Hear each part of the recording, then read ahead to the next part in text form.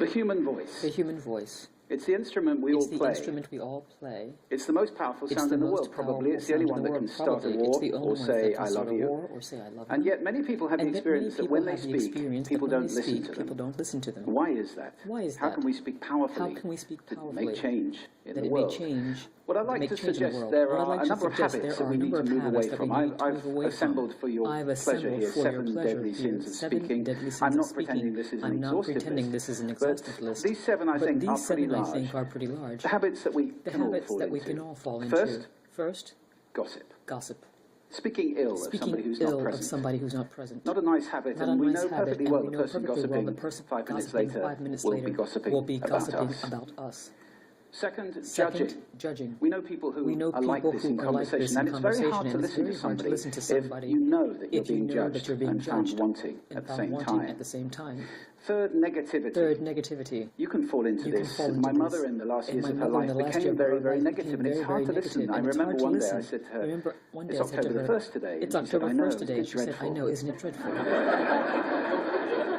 It's hard to listen when somebody's that negative.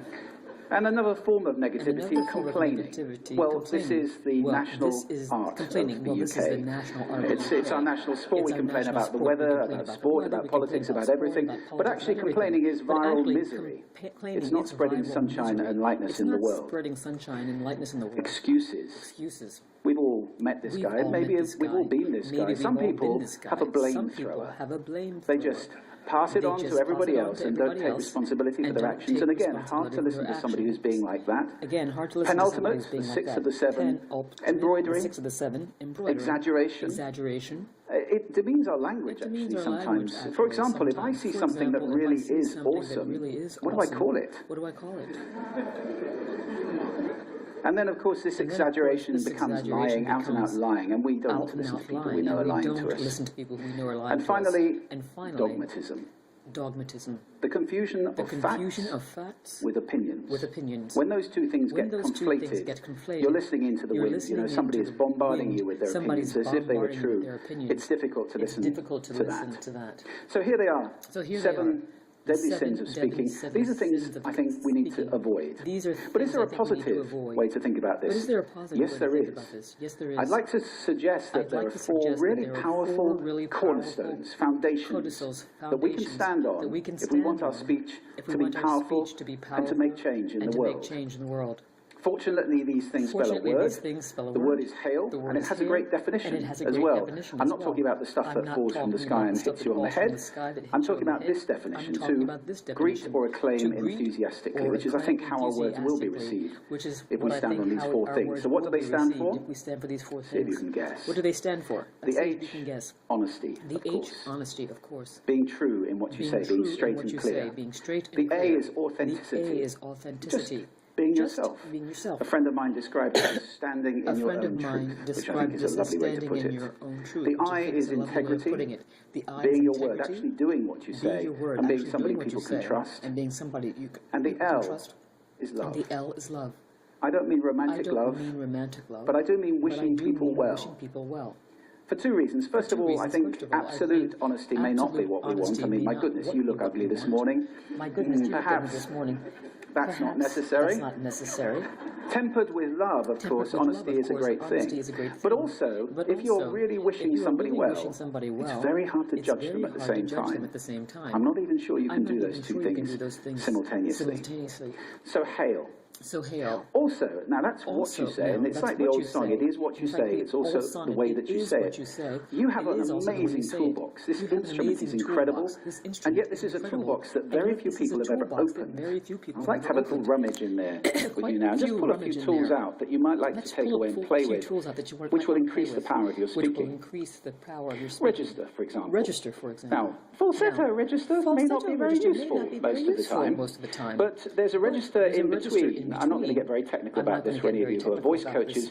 You can locate your voice, however. So if I talk up here in my nose, you can hear the difference. If I go down here in my throat, which is where most of us speak from most of the time, but if you want weight, you need to go down here to the chest. You hear the difference? You hear the difference? We vote for politicians with lower voices. It's true. It's true. Because we associate depth with power, and with authority. That's register. That's register. And we have timbre. Then we have timbre. It's the way your voice feels. Again, the research shows that we prefer voices which are rich, smooth, warm, like hot chocolate. Well, if that's not you, that's not the end of the world. Because you can train. Go get a voice coach. And there are amazing things you can do with breathing, with posture, with exercises to improve the timbre of your voice. Then prosody. I love prosody. This is the sing-song, the meta-language that we use in order to impart meaning. It's root one for meaning in conversation. People who speak all on one note are really quite hard to listen to if they don't have any prosody at all. That's where the word monotonic comes from, or monotonous, monotone. Also, we have repetitive prosody now coming in, where every sentence ends as if it were a question, when it's actually not a question, it's a statement. And if you repeat that one over and over, it's actually restricting your ability to communicate through prosody, which I think is a shame. So let's try and break that habit. Pace. I can get very, very excited by saying something really, really quickly, or I can slow right down to emphasize. And at the end of that, of course, is our old friend silence. There's nothing wrong with a bit of silence. There's nothing wrong with a bit of talk, is there? In our talk, is there? We don't have to fill it with ums and ahs. Can be very powerful. Of course, pitch often goes along with pace to indicate arousal, but you can do it just with pitch. Where did you leave my keys? Where did you leave my keys? Where did you leave my keys? Where did you leave my keys? It's a slightly different meaning in those two deliveries. And finally, volume. I can get really excited by using volume. Sorry about that if I startled anybody. Or I can make you pay attention by making it very quiet. Some people broadcast the whole time. Try not to do that. That's called sodcasting. Imposing your sound on people around you carelessly and inconsiderately, not nice. Of course, where this all comes into play most of all is when you've got something really important to do. It might be standing on a stage like this and giving a talk to people. It might be proposing marriage, asking for a raise, a wedding speech, whatever it is. If it's really important, you owe it to yourself to look at this toolbox and the engine that it's going to work on. And no engine works well without being warmed up. Warm up your voice. Actually, let me show you how to do that. Would you all like to stand up for a moment? I'm going to show you the 6 vocal warm-up exercises that I do before every talk I ever do. Anytime you're going to talk to anybody important, do these. First, arms up. Deep breath in and sigh out. Like that. One more time. Very good. Now we're going to warm up our lips. Now we're going to warm our lips. And we're going to go bop, bop, bop, bop, bop, bop, bop. Very good. And now just like when you were a kid. Now your lips should be coming alive. We're going to do the tongue next with exaggerated la, la, la, la, la, la, la, la, la. Beautiful. You're getting really good at this. And then roll an R. That's like champagne for the tongue. Finally, and if I can only do one, the pros call this the siren. It's really good. It starts with we and goes to or. The we is high, the or is low. So you go. It goes to or. The we is high, the or is low.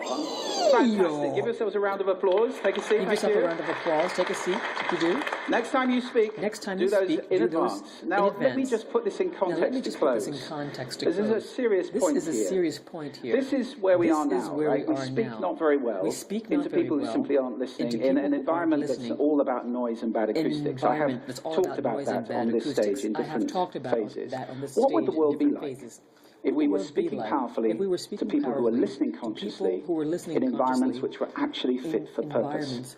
Or to make that a bit larger, Or to make that a bit larger. What would the world be like if we were creating sound consciously and consuming sound consciously and designing all our environments consciously for sound? That would be a world that does sound beautiful, and one where understanding would be the norm, and that is an idea worth spreading. Thank you.